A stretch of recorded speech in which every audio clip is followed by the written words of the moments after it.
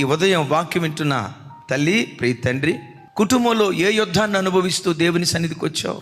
ఏ యుద్ధాల మధ్యలో సతమతమైపోతూ బ్రతకాలో చావాలో అర్థం కాక శరీరాన్ని ఏలుబడి చేస్తున్న రోగాన్ని బట్టి విసిగిపోయావేమో. ఎంత కష్టపడినా రెక్కాడినా డొక్కాడని పేద పరిస్థితి అనుభవిస్తూ కష్టార్జితమంతా వడ్డీలకు, మందులకు, మాకులకు ధారపోస్తూ సిల్లి సంచులు వేసుకున్న డబ్బులాగా నీ ధనం మారిపోయి ప్రతి విషయంలో యుద్ధం యుద్ధం యుద్ధం యుద్ధాన్ని అనుభవిస్తూ ఈరోజు దేవుని సన్నిధికి వచ్చావేమో. ఓ మాట, నిన్ను ఆవరించిన పోరాటాలు ఎంత భయంకరమైనవైనా నీ దేవుని కంటే బలమైనవి కాదు.